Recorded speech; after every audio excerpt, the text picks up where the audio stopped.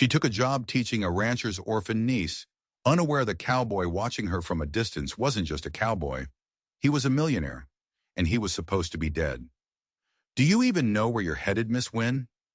The stagecoach driver's voice was a low rumble, thick like molasses and skepticism, barely cutting through the howl of the Montana wind. His eyes, when they met hers in the cracked rearview mirror, held a mix of pity and disbelief. "Out there," he grunted, nodding his chin toward the endless sea of pine trees and snow-dusted ridges. "No one lives within 20 miles of that place, and the man who hired you, he never shows his face." Clara Wynne clutched the worn leather handle of her satchel a little tighter. Her knuckles were white, but her face was a mask of calm determination. She had spent the last 3 weeks on rattling trains and rickety coaches, leaving Boston and its lace curtains behind. She'd left the whispered gossip, the cold drawing rooms, the polite lies. She'd left the shame of a broken engagement that had been splashed across the society pages for everyone to see. Now she was headed for the very edge of civilization, a ranch called Night Hollow, a place no one dared speak of kindly, to teach a child no one seemed to want. "I know exactly where I'm going," she said, her voice steady, even as a tremor ran through her gloved hands. The driver scoffed, a dry, rattling sound. "They call it Night Hollow for a reason, ma'am." As if on cue, the wind shrieked through the canyon walls, a lonely, mournful sound. But Clara didn't flinch. She just stared straight ahead. The silence that followed was heavier than the snow-filled clouds above. Finally, the coach groaned to a halt before a wide iron gate. The metal was rusted, twisted into the shape of a single imposing letter, "W." Beyond it, a long dirt path disappeared into a frost-laced meadow. Wooden fences, weathered and gray, snaked up the hillsides like ancient scars. A lone horse stood tethered to a post, its breath pluming in the frigid air. But no one came out to greet her. The big house on the hill was dark, its windows like vacant eyes. "You sure about this?" the driver muttered, his gaze fixed somewhere over her shoulder. He wouldn't look her in the eye. Clara gave a single firm nod. "I signed a 6-month contract. I keep my word." He tipped his hat, a reluctant gesture of respect, and climbed back onto his seat. The whip cracked, the wheels creaked, and the stagecoach rattled away, leaving her utterly alone. Just Clara, her suitcase, and the bone-deep chill of the wind. And then a man emerged from the shadows of the barn. He was broad-shouldered, with a thick, untamed beard, and eyes the color of slate. He moved with a heavy, deliberate gait, wiping grease from his hands onto an already filthy rag. His voice, when he spoke, sounded like dry gravel being crushed under a boot. "You the new governess?" He didn't wait for an answer. "Darrell Mason. I run things here." "I am Clara Wynne," she said, extending a gloved hand. He stared at it for a moment, then ignored it, his lip curling into something that might have been a sneer. "Boss ain't around. You report to me," he grunted. "The girl's name is Josie, 8 years old. Her folks died last winter." He gestured vaguely toward the house behind him. It was a long, low building, more like a barracks than a home. The shingles were warped, the windows narrow slits, like a fortress wall. "And her uncle?" Clara asked, her voice careful.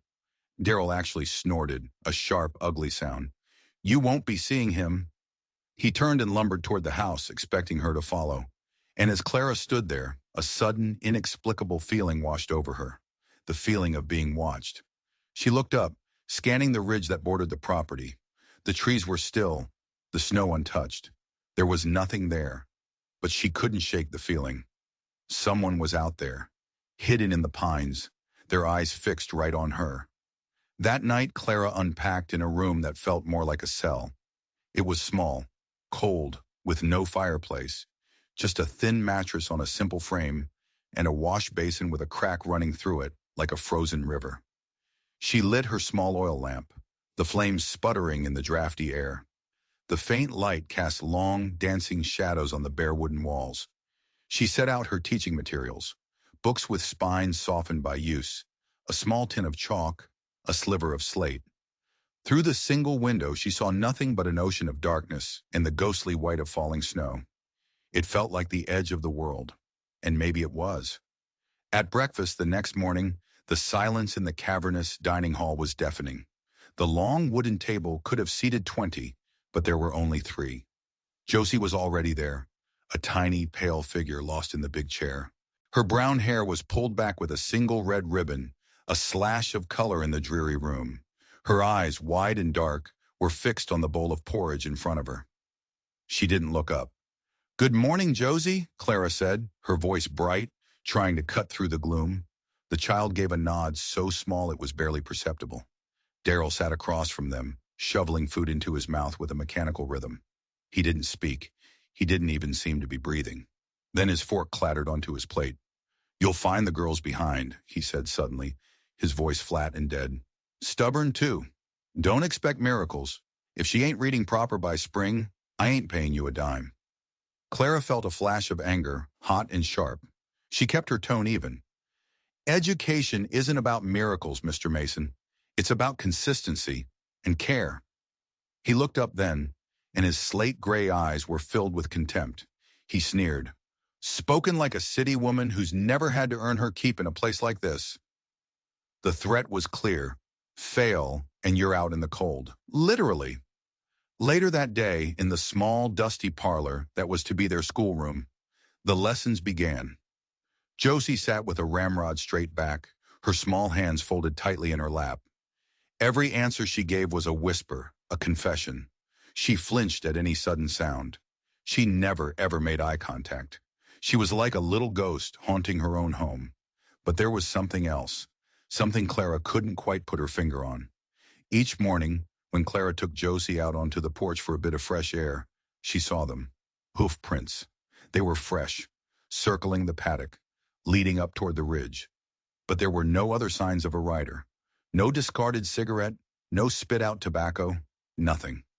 Just the prints, clear in the new snow, and then they would just vanish. Darryl insisted no one had been riding. "Wolves, maybe," he'd grunted, his eyes refusing to meet hers.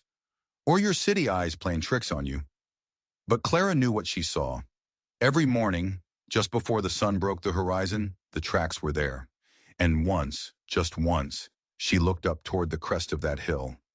And she saw him, a lone figure on a tall, dark horse, still as a statue carved from rock, watching the house. His hat was pulled low, casting his face in a deep shadow. But she could feel his gaze even from that distance. It was intense, unwavering. A cold dread trickled down her spine. The moment their eyes might have met, he turned his horse with an unnatural quickness and disappeared back into the dense curtain of pine trees. He was gone as if he'd never been there at all. That night, Clara didn't sleep. She stood by her window for hours, her breath fogging the cold glass, staring out at the dark ridge. Who was he? A phantom? A protector? A threat? In a land where nothing came easy and no kindness was ever given freely, someone was watching. And Clara Wynne had no idea whether she should be terrified or comforted. The days bled into one another, each one the same shade of gray as the winter sky. The lessons continued in the cold parlor, the silence broken only by Clara's patient questions and Josie's whispered replies. The little girl remained a puzzle, a locked box with no key, but Clara started noticing a pattern. Josie always sat facing the window. Her gaze would drift constantly up toward the hills, toward the spot where Clara had seen the mysterious rider. "Who lives up there, Josie?" Clara asked one morning, her voice soft as she poured them both a cup of weak tea. Josie froze. Her little hands, which were always fidgeting with a loose thread on her dress, went completely still. She leaned forward and her voice was so quiet it was almost lost in the crackle of the fire. "My uncle," she whispered. "He watches us.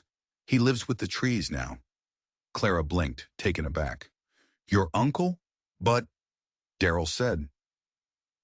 "He's a ghost," Josie added, her eyes wide and serious. Clara felt a chill that had nothing to do with the draft from the window. A ghost? Was this just a child's fantasy? A way of coping with her grief? Have you seen him?" Clara asked gently. Josie nodded slowly. "Sometimes. And sometimes he leaves things."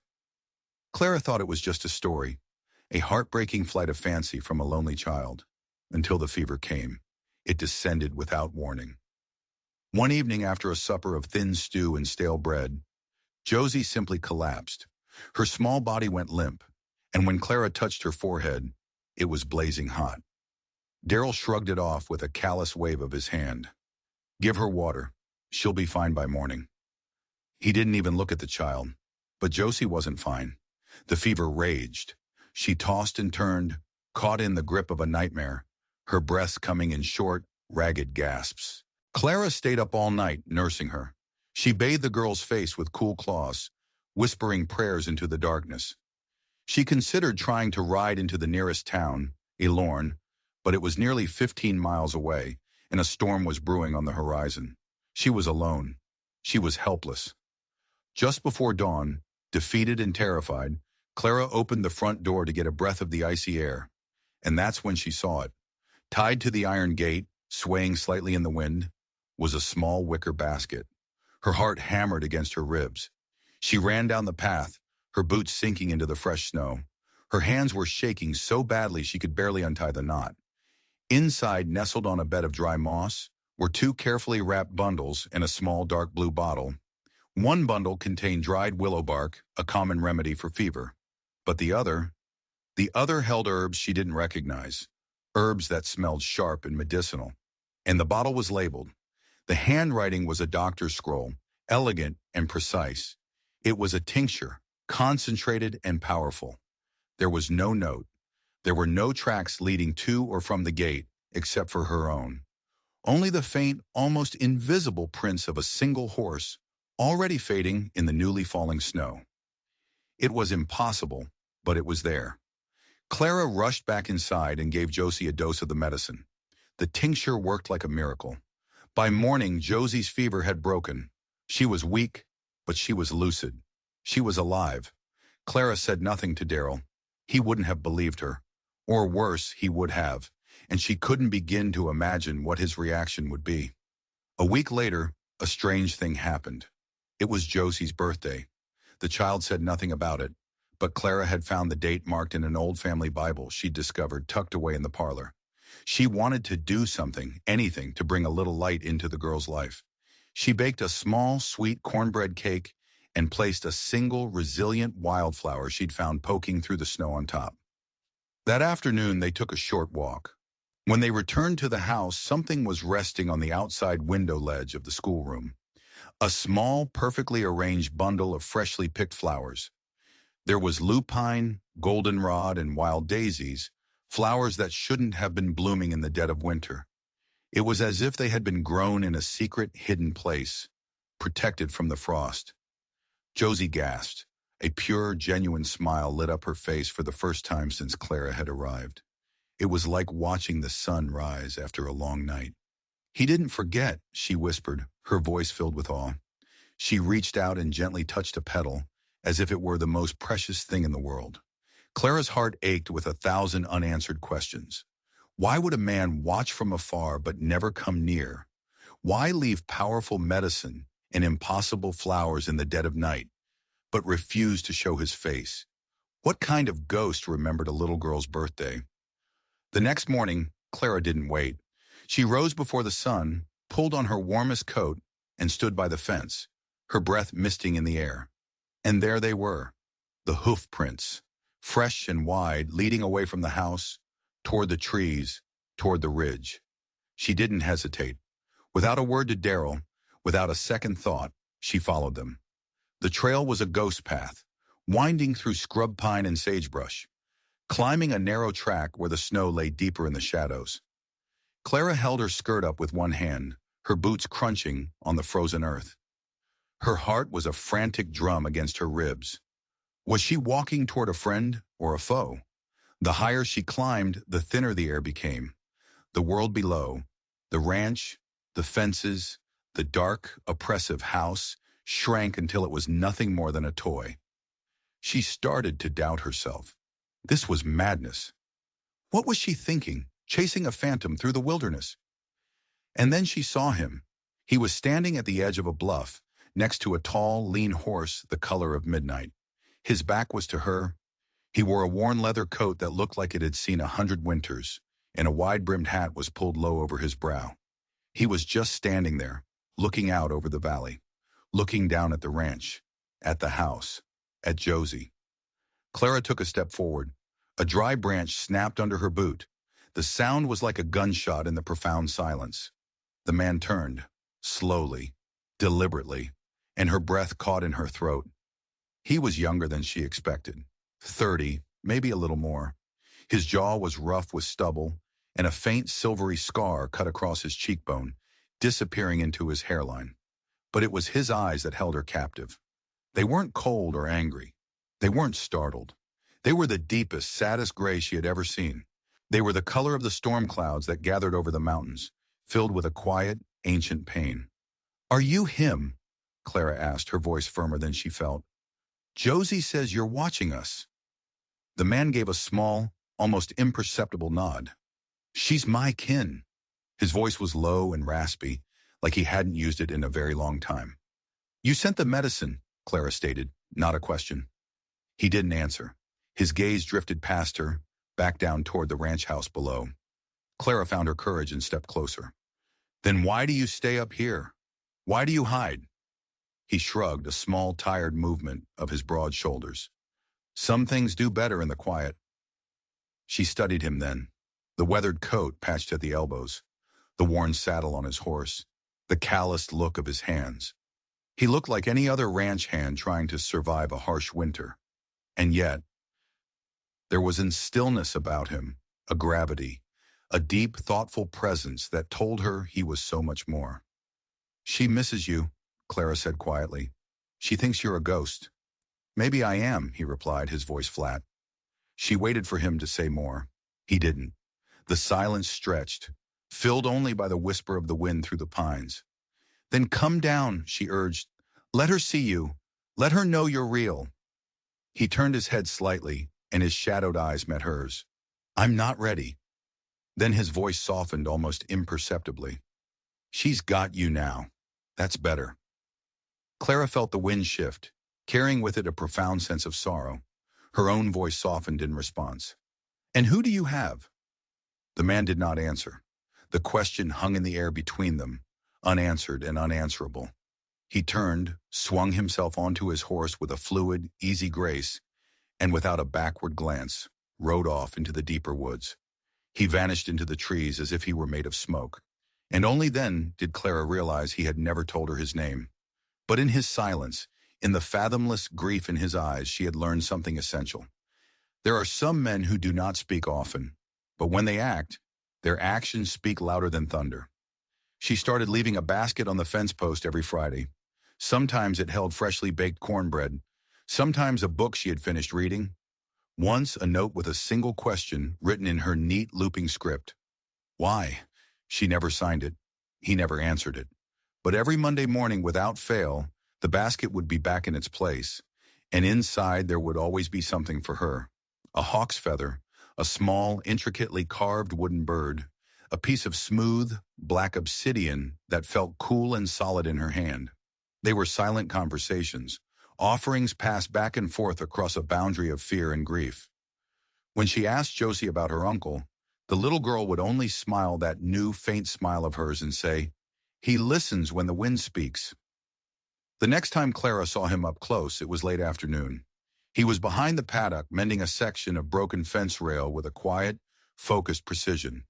He moved as if he were a part of the landscape, belonging to the earth and the wood and the sky. She approached him carefully, setting down a pail of fresh water near his feet. "You're good with your hands," she said, breaking the silence. He glanced up, his gray eyes assessing her for a moment before returning to his work.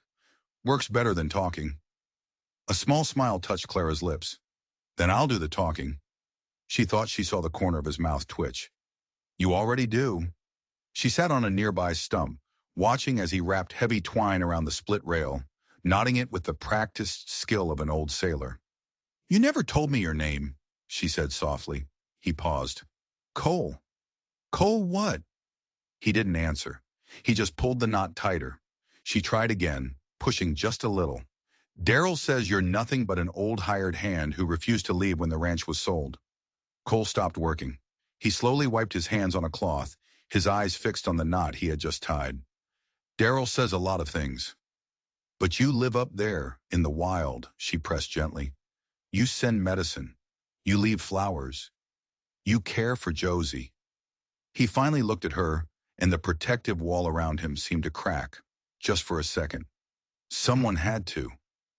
The raw pain in those 3 words struck her to the core. That night, a storm of a different kind hit the little house. Josie woke up screaming from a nightmare, her small body trembling. In her terror, she tore the ear off her old stuffed bear, her one and only toy. She cried herself to sleep, clutching the damaged thing to her chest. Clara left the bear on the dresser, unsure of how to mend the thick, worn fabric. Her sewing skills were for lace and linen, not for something so sturdy, so loved. The next morning, the bear was sitting on Josie's pillow. It was whole again. The ear had been stitched back on with a careful, almost invisible seam. The thread was a perfect match. The stuffing had been fluffed, the worn patches smoothed. It looked better than it had before. Clara stared at it in stunned silence.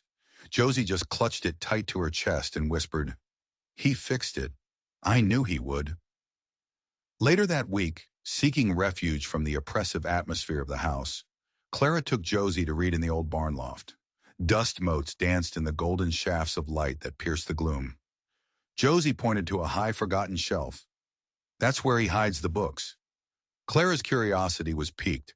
She climbed the rickety wooden ladder, her skirts catching on the splintered wood. Tucked away behind a stack of old saddles, she found a small pile of worn, weather-stained volumes. Emerson, Whitman, a dog-eared copy of Shakespeare's sonnets. This was not the library of a simple, uneducated ranch hand.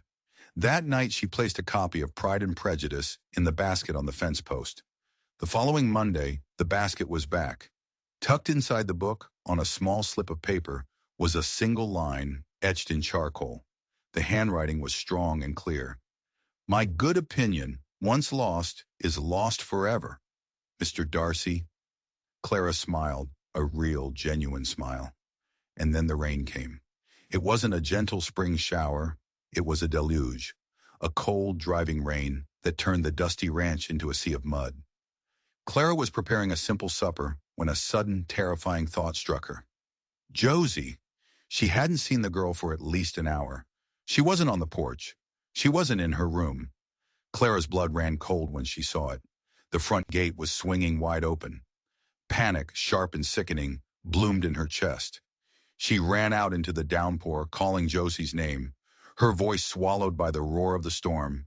She slipped and slid in the thick mud, her dress soaked and heavy. Then she saw it. The old well near the edge of the property. The wooden cover was off. The frayed old rope was swinging wildly in the wind. "Josie!" Clara screamed, her voice cracking with terror. She scrambled to the edge and peered down into the darkness. She saw nothing but blackness, heard nothing but the echo of her own frantic heartbeat. Before she could think, before she could even scream again, a figure burst from the tree line. It was Cole. He moved faster than she had ever seen a man move. Soaked, frantic, his face a mask of raw terror. He didn't ask questions. He didn't hesitate. He dropped to his knees at the edge of the well, grabbed the slick rope, and began to pull, hand over hand, his muscles straining against the weight. An eternity passed in a few seconds. Then a small, shivering form emerged from the darkness. Josie. Crying, wet, clinging to the end of the rope like it was life itself. Clara caught the girl, pulling her into her arms, holding her tight, sobbing with relief. Cole said nothing. He simply shrugged off his heavy leather coat and wrapped it around both of them, shielding them from the relentless rain. He stood over them for a moment, a silent guardian, before stepping back as thunder cracked directly overhead. Josie, her face buried in Clara's shoulder, reached a small, trembling hand out toward him. "Uncle!" she cried. But he was already walking away, melting back into the curtain of rain. By the time Clara looked up again, her vision blurred by tears and rain, he was gone. That night, after she had put a warm and sleepy Josie to bed, Clara found a piece of paper pinned to the barn door. It was a note, scribbled in charcoal, the letters uneven but firm. "I am not the man they remember, but I will not let her be harmed, not while I still draw breath." There was no signature. She didn't need one. Because that night, as the wind howled through the valley and Josie slept with her mended bear clutched in her arms, Clara lay awake, staring at the ceiling, and she whispered into the darkness, a question that was also a prayer. Who are you, Cole? Who are you, really? The town of Elorn was little more than a single dusty street, but its small library was Clara's sanctuary. She had come under the pretense of borrowing new readers for Josie, but her real purpose was different. Her curiosity had taken root, deep and stubborn. It was a hunger for the truth. Her fingers, stained with a faint trace of ink, trailed over a shelf of old newspapers, their pages yellowed and brittle with age. And then she found it. An article dated 3 years back. The headline was stark and brutal. Tragedy strikes Whitlock family. Heir presumed dead. Her eyes devoured the column of small print. Cole Whitlock, eldest son of the cattle tycoon Marcus Whitlock, was reported missing and presumed dead after a horrific carriage accident. The accident had claimed the life of his younger brother, Thomas, and Thomas's wife, Mary, Josie's parents. The article speculated that Cole, overwhelmed with guilt, had fled west to lose himself in the wilderness. The vast Whitlock estate, including the sprawling Night Hollow Ranch, had since fallen into the hands of distant attorneys and trusts. Clara's heart thudded against her ribs like a trapped bird. Whitlock. It was the same last name Josie had once written in the margin of her notebook, tucked into a little poem she was copying. Clara had thought it was just a name from a storybook, but it was real. That evening, as she rode back to the ranch under a bruised orange sky, her thoughts were heavy. Cole wasn't just a mysterious ranch hand. He was Cole Whitlock, the owner of all of this, a man the world thought was dead. She found Darrell in the barn, sharpening a long, wicked-looking blade on a whetstone. The sound of steel on stone set her teeth on edge. "Darrell," she began, her voice steady despite the frantic beating of her heart. "Who owns this ranch?" He didn't look up from his work. Scrape, scrape, scrape. "Paper says some East Coast firm. Been that way for years. I just keep it running. That's all that matters." Clara pressed on. But the real owner, Cole Whitlock. Wasn't he Josie's uncle? Darrell stopped. The scraping sound ceased. He slowly looked up, and the coldness in his eyes was terrifying. His jaw was clenched so tightly a muscle jumped. "You asked too many questions, governess."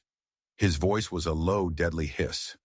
"In a place like this, curiosity can get a woman hurt." The threat hung in the air between them, sharp and cold as the blade in his hand. That night she didn't wait for him to find her. She walked up the trail once more, through a thickening fog that clung to the pines like a shroud. She found Cole near the ridge, kneeling by a small, gurgling creek bed, carving something into a piece of wood with a small, sharp knife. He didn't turn as she approached. It was as if he had been waiting for her. "You lied to me," she said quietly, the words tasting like ash in her mouth. "I never told you the truth," he replied, his voice even, his focus still on the wood in his hands. "You're Cole Whitlock." His knife stilled. He slowly set it down on the damp earth beside him. After a long, heavy silence, he spoke. "I was," he said. "Once." She stepped closer, her boots sinking into the soft ground. "Why? Why disappear? Why let everyone think you're dead?" Cole stared into the dark, rushing water of the creek. "Because I should have been in that carriage," he said, his voice cracking like dry timber. "I switched places with my brother that night. He was supposed to take Josie home early. I was supposed to go into town to settle a land deal." His words came out in a torrent, a confession held back for 3 long years. "A deal I never closed, because I stopped at a saloon instead. For one drink, just one." He finally looked at her, and the weight of the guilt in his eyes was so immense it made her feel weak. "By the time I sobered up, I heard the news. The horses had gone wild on the pass. The coach rolled. My brother, his wife, gone. Josie survived, but only barely. They said it was a miracle." He took a ragged breath. "My name became something I couldn't wear anymore. So I buried it. I let the lawyers in the East handle the land. I hired Darrell to oversee the ranch, paying him from a hidden account, and I came here. To be close, but not close enough to break what was left of her." A storm of anger and pity churned inside Clara. And Josie? She deserves better than a ghost for an uncle. No, Clara said softly, stepping even closer until she was standing right beside him. She deserves her uncle. He turned away, presenting her with his broad back. I'm not a father. I don't know how to love someone without breaking them. The pain in his voice wasn't a wall anymore. It was a wound, open and raw. And in that moment, Clara knew she couldn't leave him to bleed out alone in the wilderness. She didn't press him again in the weeks that followed. She respected his silence, but she answered it with her presence. She started bringing her books up to the ridge, reading aloud as he worked, her voice a soft counterpoint to the whisper of the wind. Sometimes they spoke of the stories, sometimes of music, once of dreams, hers of building a real schoolhouse in the valley, his of nothing at all. One night, as the first stars pricked the deep velvet of the sky, Cole handed her a bundle wrapped in a soft piece of cloth. Inside was a small wooden horse. It was hand-carved with breathtaking detail, its mane appearing to fly in the wind, its legs poised to gallop. It was painted with delicate care. For Josie, he said, his voice rough. She used to love the sound of hooves. She still does, Clara whispered, her throat tight. Because she's still listening for yours.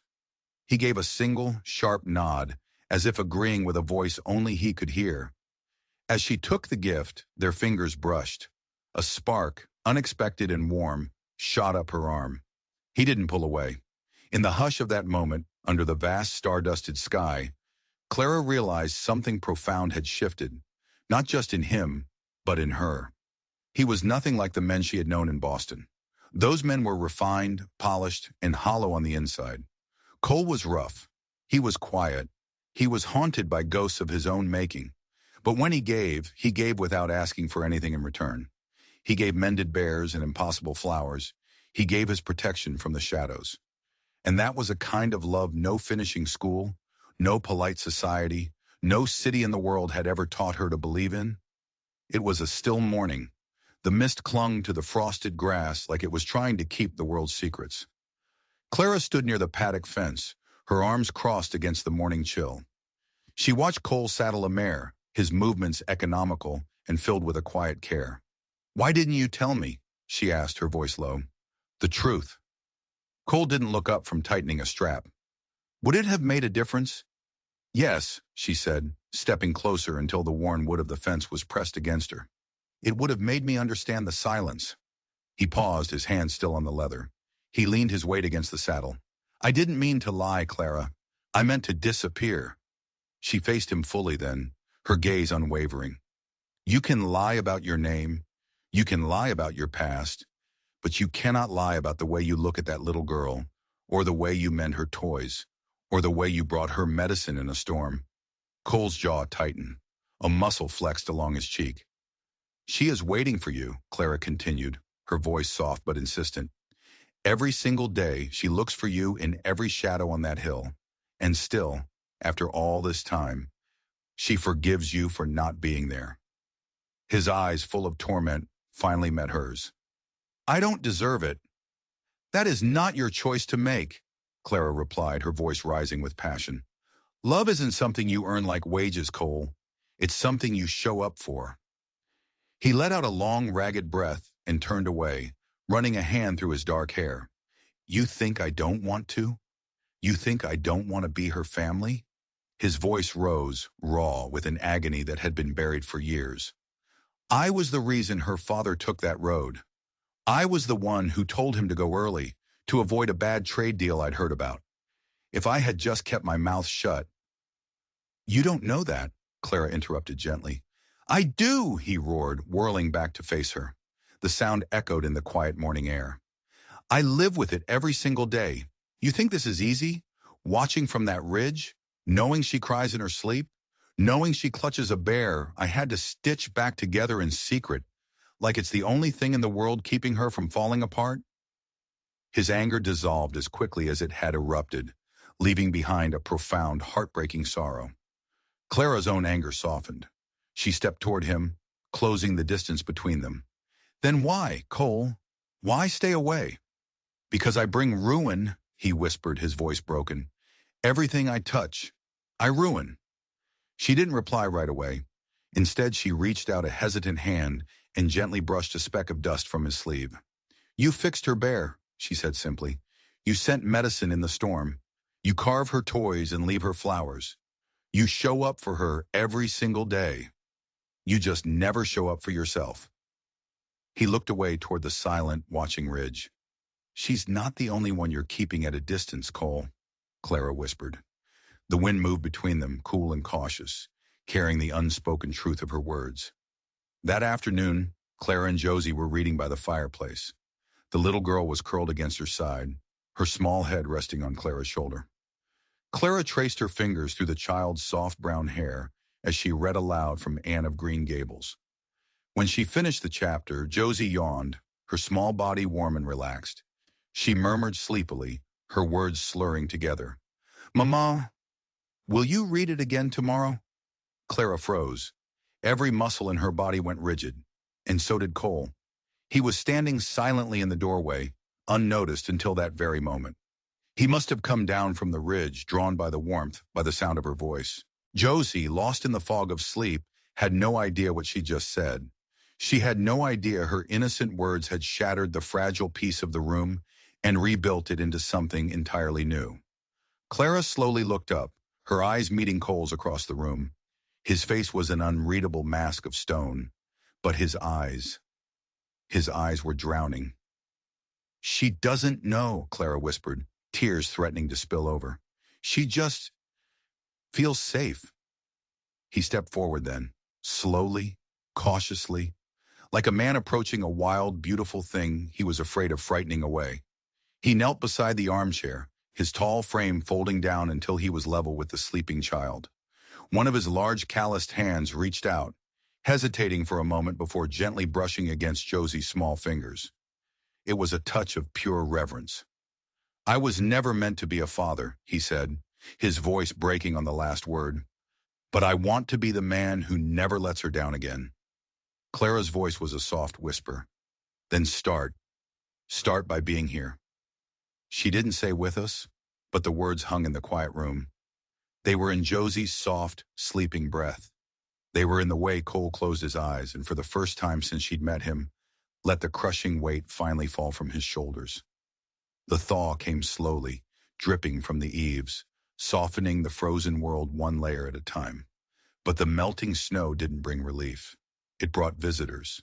They arrived in a black carriage that bore the seal of the Alorn County Bank. They were men in pressed wool coats, their city boots too clean for the thick mud of the ranch. Their voices were sharp and official, lacking the slow, deliberate cadence of cattlemen. Clara met them on the porch, Josie clinging nervously to her skirt. "We're here on official business," the taller man said, flipping open a heavy leather ledger. His eyes were cold and dismissive. "According to our records, this property, known as Night Hollow Ranch, has not had a legal representative or a tax-paying heir for over 3 years." He looked up from his book, his gaze sweeping over the house with a possessive air. "Without legal documentation proving ownership, we will be forced to seize the land and sell it at public auction." Clara's heart hammered against her ribs. "That's a mistake. The owner is alive." The two men exchanged a look of smug amusement. "Ma'am, the owner, Cole Whitlock, was declared legally dead 2 years ago. We'll need to see proof to the contrary, and we'll need to see it soon." They gave her 1 week. That night, Clara sat by Cole's bedside. He had been staying in one of the spare rooms since she'd found him in the snow, his strength returning slowly. But he was still pale and quieter than usual. It was as if the fever and the fall had broken something loose inside him, and he no longer needed to hold it all together so tightly. "They came," she told him softly, her hand finding his in the dim lamplight. "From the bank. They're going to take the ranch. They're going to take Josie's home." He stared at the ceiling for a long time, his expression unreadable. "Maybe that's for the best," he said finally, his voice devoid of emotion. "No," she said, her grip tightening on his hand. "No, it's not. Not after you fought so hard to keep it safe. Not after everything you've done." He turned his head on the pillow to look at her. "I never fought for the land, Clara. I stayed for her. And maybe for you." Tears stung Clara's eyes. "Then fight now," she whispered fiercely. Not for the dirt and the fences. Fight for your name. Fight for your family. 2 days later, half the town of Elorn gathered in front of the old courthouse. Bank officials stood on the steps, their faces grim and self-important. Ranchers and townsfolk, drawn by the scent of rumor and drama, stood in a murmuring crowd. Daryl Mason was there too, standing near the front, a smug, triumphant smirk on his face. And then a man stepped forward from the back of the crowd. He moved with a slow, deliberate grace. His hair was combed back, his shirt was clean but plain, and a worn leather satchel was tucked under one arm. It was Cole. A hush swept through the crowd. Faces turned. Whispers spread like fire through dry grass. "That's the ghost from the ridge. I thought he was dead." Cole ignored them all. He walked directly to the table the bank officials had set up and laid his papers down with quiet precision. "Cole Whitlock," he said, his voice clear and strong, ringing out over the silent crowd. "Owner of the Night Hollow Ranch, legal guardian of Josephine Whitlock, and a resident of these hills for the past 3 winters." The officials, their faces a mixture of shock and disbelief, began to study the documents. They checked the seals, the signatures, the deeds. They whispered amongst themselves. "It's valid," one of them said finally, his voice filled with grudging respect. Daryl's face had turned a pasty white. His smirk was gone, replaced by a look of pure, venomous hatred. Cole looked over the crowd, his gaze passing over them until it found Clara and Josie, who were standing side by side near the back. He took a step toward them. The entire town seemed to hold its breath. "I don't have gold or titles anymore," he said, his voice steady, meant for her and her alone. "I don't have the name I once did, but I have hands that can build, a heart that's been humbled, and a soul that finally found its way back from the silence." He looked directly at Clara, his gray eyes shining with a truth that was more valuable than any fortune. "I don't have anything left to offer you," he said, "except for everything I once feared losing." Tears streamed freely down Clara's face. Josie slipped her small hand into Clara's, her own eyes wide with wonder. And the crowd, once skeptical and hungry for gossip, fell quiet. They were reverent, because sometimes the richest men in the world are the ones who show up with nothing but the truth in their hands. 1 year later, the valley was blooming with life again. Where silence had once ruled, the sound of children's laughter now echoed between the newly mended fences. The dreary old parlor had been transformed. It was now a bright, airy classroom, its walls covered in maps and chalk drawings. The barn loft had become a library, its shelves filled with books for all ages.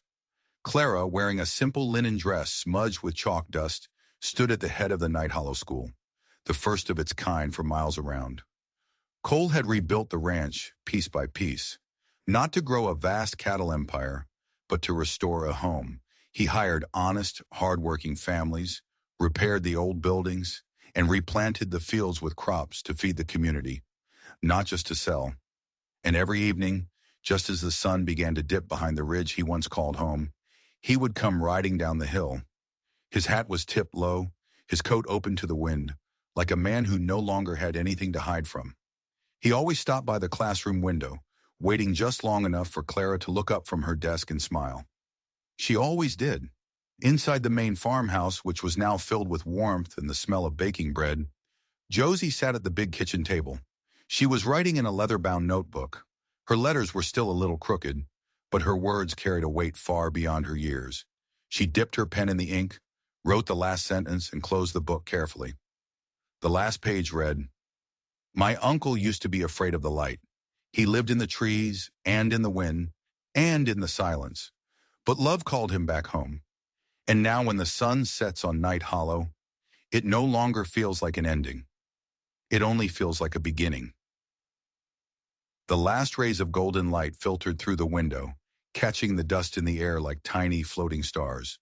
And in the distance, the man once thought lost to his own guilt rode home, not as a shadow but as a husband, a father, and finally as a man unafraid to be seen. In a world where names were buried and hearts went quiet, one man found his way back, not through fortune or fame, but through the trust of a child, in the quiet, unwavering strength of a woman who refused to believe in ghosts. If this story stirred something in you, if it made you believe that even the most broken soul can be called home by love, then saddle up and join our posse. Subscribe to our channel, where every sunset hides a secret and every heart has its own ride to redemption. Hit that subscribe button and ride with us through more tales of untamed passion, forbidden bonds, and a love that defied time, blood, and dust.